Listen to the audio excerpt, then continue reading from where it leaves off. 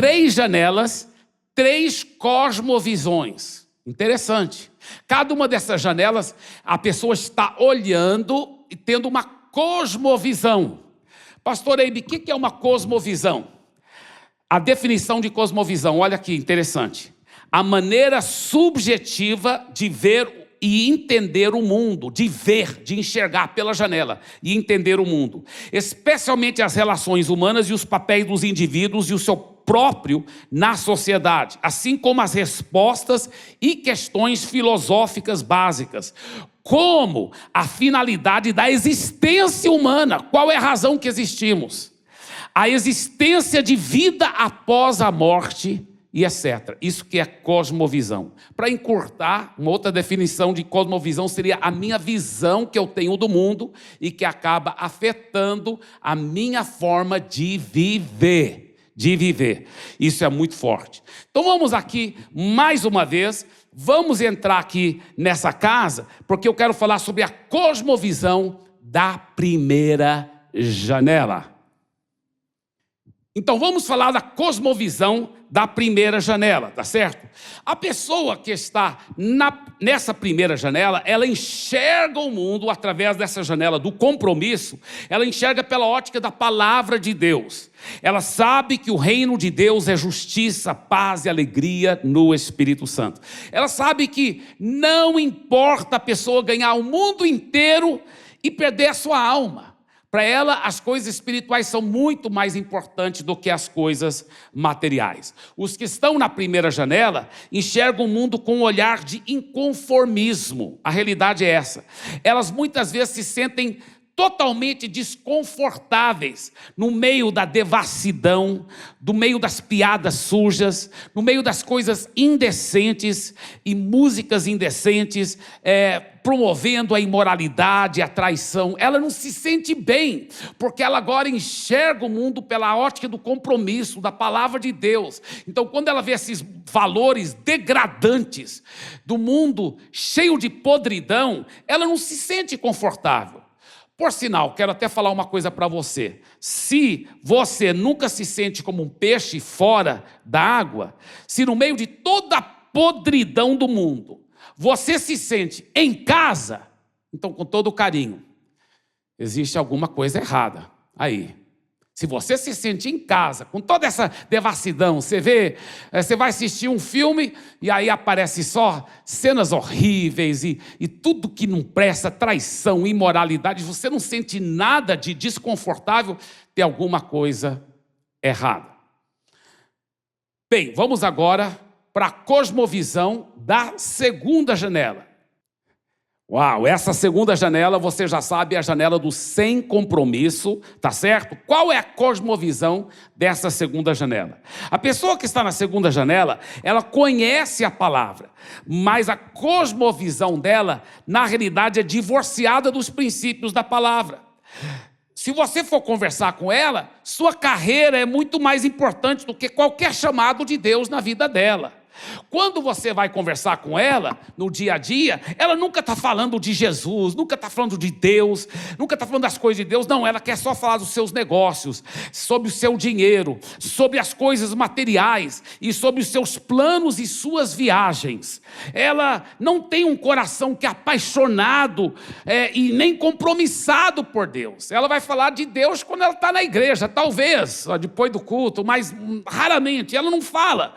A cosmovisão dela, na realidade, é misturada, porque, por um lado, ela sabe que toda essa devassidão que o mundo oferece vai contra a cultura do reino de Deus. Ela sente isso, mas no dia a dia a carne dela fala mais alto. A segunda janela é onde ficam aquelas pessoas que sempre procuram justificar seu apetite carnal, com desculpas esfarrapadas, como, eu estou debaixo da graça e não da lei. E pelo menos eu não sou um hipócrita como alguns pastores fariseus e religiosos. Eu não sou hipócrita como esses. E ela justifica a sua vida carnal, que tolera tanta podridão. Essa ótica carnal, que ao olhar pela segunda janela, critica outros cristãos enquanto tolera pecado conhecido na sua própria vida. Muito forte isso. Os do sem compromisso, os dessa segunda janela, os do sem compromisso, apesar de serem chamados de cristãos, têm a sua dieta e seus gostos impregnados com um cardápio de valores mundanos. É como Ló na Bíblia, que a Bíblia diz que o Ló temia a Deus, mas ao mesmo tempo insistia em ficar morando em Sodoma e Gomorra, se expondo às atrações carnais.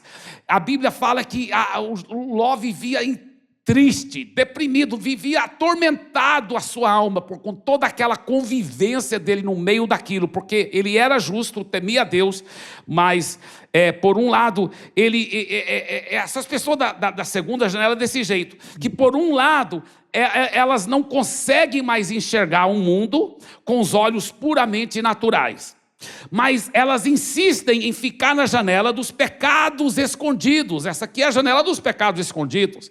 Essa aqui é a janela da consciência comprometida. Essa aqui é a janela dos desejos carnais. Entendeu? E o que diz a Bíblia sobre essa janela aqui? O que diz a Bíblia sobre essa janela? 1 João capítulo 2, versículo 15 a 16. Não amem o mundo, nem as coisas que há no mundo. Se alguém amar o mundo, o amor do Pai não está nele. Porque tudo o que há no mundo, os desejos da carne, os desejos dos olhos e a soberba da vida, não procede do Pai, mas procede do mundo. Agora, nós vamos para a cosmovisão da terceira janela. Vamos lá. Pois é, a cosmovisão da terceira janela é muito triste, porque essa pessoa, ela é totalmente contrária aos princípios da palavra de Deus. O jeito que ela enxerga o mundo é totalmente o inverso do que a Bíblia ensina, entendeu? Ela está em conflito. Ela enxerga as coisas que estão acontecendo no mundo como totalmente normais. Totalmente normais. Não, isso é normal. Isso é normal. É normal. Um casal viver junto sem ser casado. Não tem que ser casado, não. Casamento é só uma coisa do papel. Papel. Não tem nem sempre. E casamento, como a Bíblia fala, de um homem e uma mulher, e casado até que a morte se separa, isso é coisa cafona. Isso é ultrapassado. Pode ser um homem com homem, mulher com mulher, pode ser um homem com duas mulheres, pode ser um homem com dois homens, pode ser um homem com uma menina de 12 anos. É normal. E assim fica cada vez mais em conflito com os princípios da palavra de Deus. Os princípios da palavra de Deus. É muito triste. Sabe, a Bíblia fala do santo matrimônio, mas para as pessoas que estão nessa janela do conflito, isso é antiquado, isso é ultrapassado. Entendeu? Trair o cônjuge, coisa mais normal hoje em dia. É normal. As pessoas que estão nessa janela. Essa forma que a Bíblia ensina, totalmente ultrapassado. A Bíblia é ultrapassado. O aborto, então, não tem nenhum problema o aborto para as pessoas que estão nessa janela.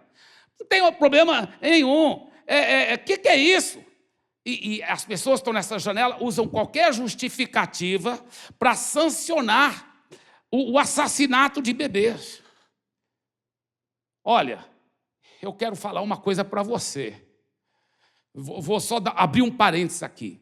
Porque para as pessoas que estão nessa janela, a gente não vai falar contra o aborto. Não adianta.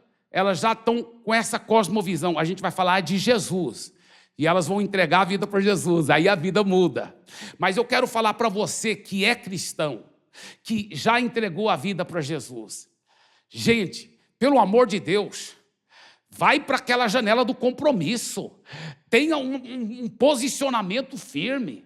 Você não pode ficar calado. Você não pode ficar calado sobre essa questão tão séria do aborto. O aborto é assassinato de bebês. Deixa eu só sair dessa janela aqui um pouco, que eu quero falar uma coisa para você sobre as três janelas. Veja bem o que acontece, gente. Quantas igrejas tinham um compromisso forte com a palavra de Deus, tomavam um posicionamento. Aborto é pecado, você está entendendo?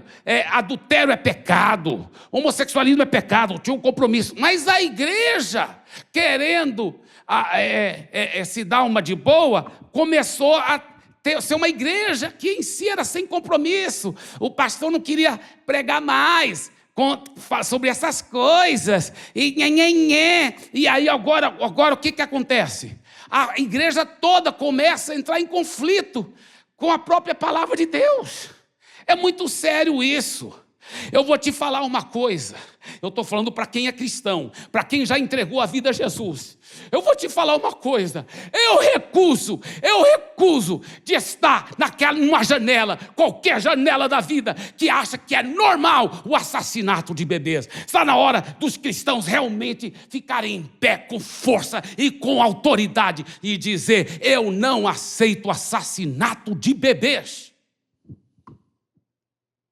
Agora, olha o que a palavra de Deus diz, Provérbios capítulo 6, versículo 16 a 17. 6 coisas o Senhor Deus odeia. Mãos, uma dessas coisas que ele diz, versículo 17. Mãos que derramam sangue inocente. A vida de um bebê. E eu vou descartar o bebê? A vida dele? Não podemos concordar com isso. Não podemos concordar.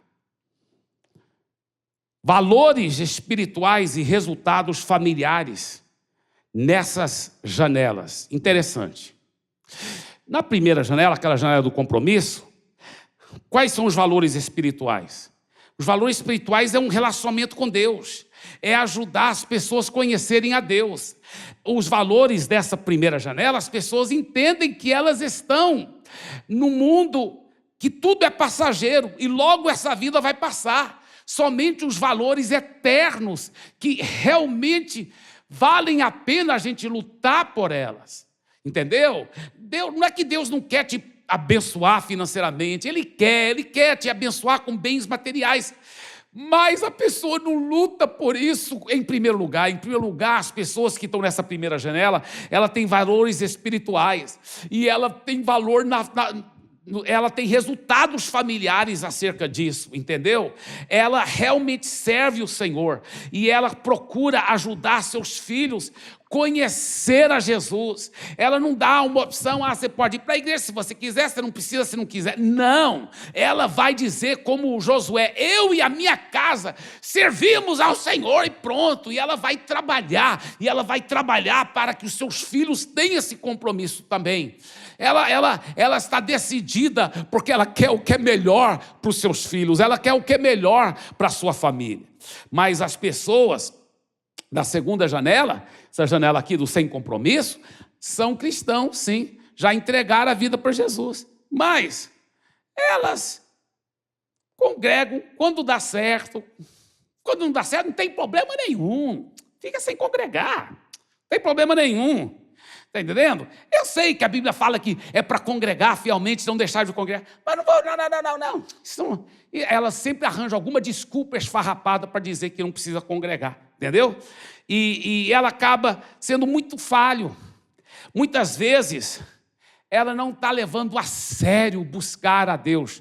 Deixa eu falar para você, com muito carinho que eu falo para você, você que está nessa segunda janela, você que já entregou a vida a Jesus, mas não tem um compromisso forte com Deus, cuidado, é a sua família que está em jogo, seus filhos estão em jogo, a sua geração e a próxima geração está em jogo, por causa dessa segunda janela, sem compromisso.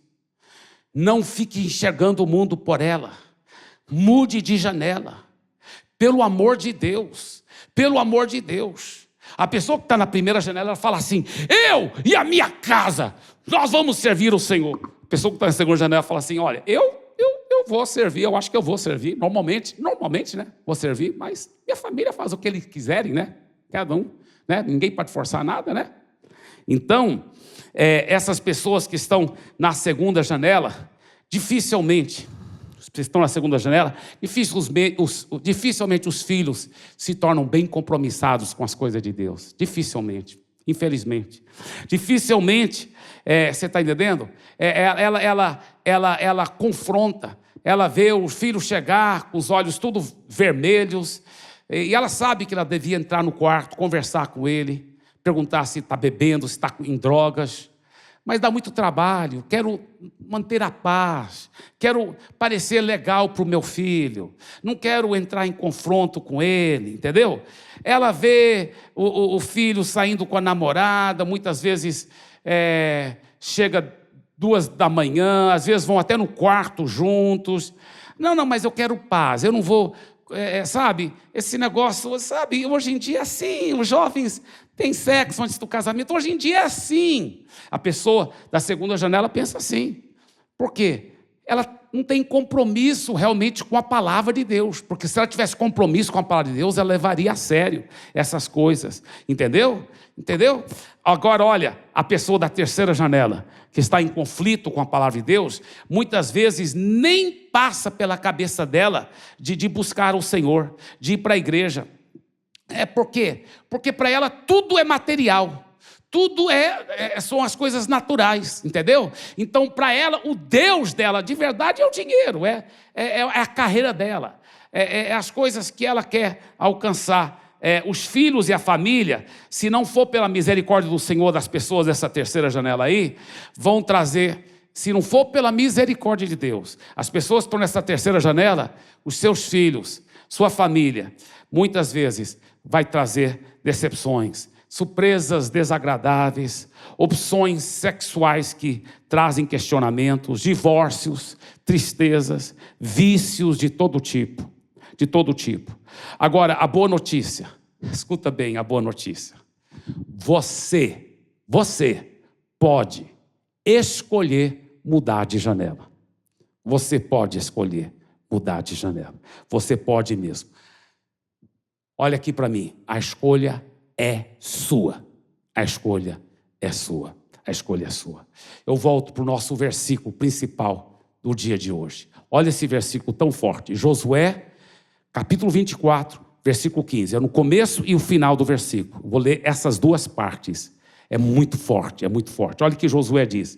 Escolham hoje a quem irão servir. Escolham hoje a quem irão servir.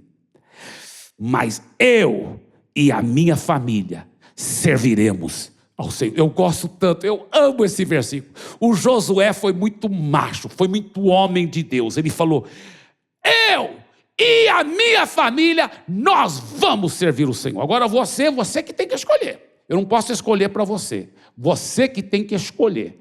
Como que vai você? Como vai a sua família? Sabe, eu nunca vou esquecer que eu estava aqui nessa segunda janela. Eu tinha 16 anos de idade. Não é que eu cometi um monte de pecados, mas eu não tinha compromisso com Jesus. Eu estava nessa segunda janela. Mas eu nunca vou esquecer o dia, mesmo estando nessa segunda janela, eu falei, sabe de uma coisa? Não vou olhar o mundo mais pela janela do sem compromisso. Eu vou escolher. Eu lembro que eu escolhi mudar de janela. E eu fui para aquela janela lá. E eu comecei a olhar o mundo pela ótica do compromisso. Eu falei, de hoje em diante, eu estou nessa primeira janela. Eu estou na janela do compromisso. E eu lembro que eu entreguei. Eu já era cristão há muitos anos. Eu tinha entregue minha vida a Jesus com 5 anos de idade. Mas naquele dia, eu entreguei tudo ao Senhor. Eu fui batizado com o Espírito Santo. Minha vida mudou. Porque eu mudei de janela. Eu escolhi. Deixa eu falar uma coisa para você. Você pode escolher. A decisão é sua. Eu quero nesse momento orar por você, em nome de Jesus. Receba essa oração. Eu quero falar uma coisa aqui. Você que tem estado nessa janela aqui, do sem compromisso, e também você, bem honestamente, você fala, pastor, nem entregar a vida para Jesus de verdade eu tinha entregue. Eu estava nessa terceira janela aqui, ó, do conflito. Pastor, eu quero ir para essa primeira janela. Mas pastor, da terceira janela pode pular direto para a primeira? Pode e deve. Pode e deve. Eu quero te convidar. Vamos pular para a primeira janela. Vamos entregar nossa vida totalmente para Jesus.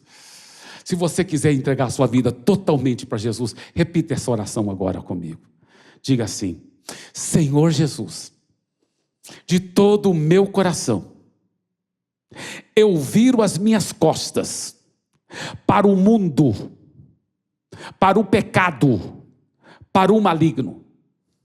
E eu entrego a minha vida 100% ao Senhor.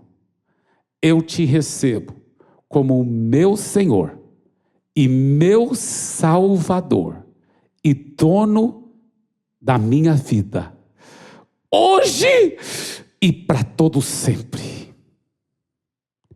Eu e a minha família serviremos ao Senhor. Amém e amém. Uau! Eu creio que você fez essa oração. Eu creio que a sua vida nunca mais será a mesma. Deixa eu falar uma coisa para você. Se você entregou a sua vida para Jesus hoje, se você está decidido ir para essa janela azul, então preste bem atenção no que eu vou dizer. Entre agora em contato conosco. Vai nesse link aí da pazchurch.tv, vai aí no QR Code, põe o seu celular aí, entra lá, fale para nós que você entregou a sua vida a Jesus, que você quer apoio nessa nova vida com Jesus. Aonde você estiver no Brasil, nós vamos fazer um jeito de te ajudar e te apoiar nessa nova vida com Jesus. Pode nos cobrar isso aí, tá certo? Em nome de Jesus. E se você estiver fora do Brasil, também entre em contato conosco. Nós queremos poder te apoiar nessa nova vida com Jesus. Que Deus lhe abençoe ricamente. Eu creio que sua vida nunca mais será a mesma por causa da palavra de Deus. Por isso eu sempre digo, isso é só o começo.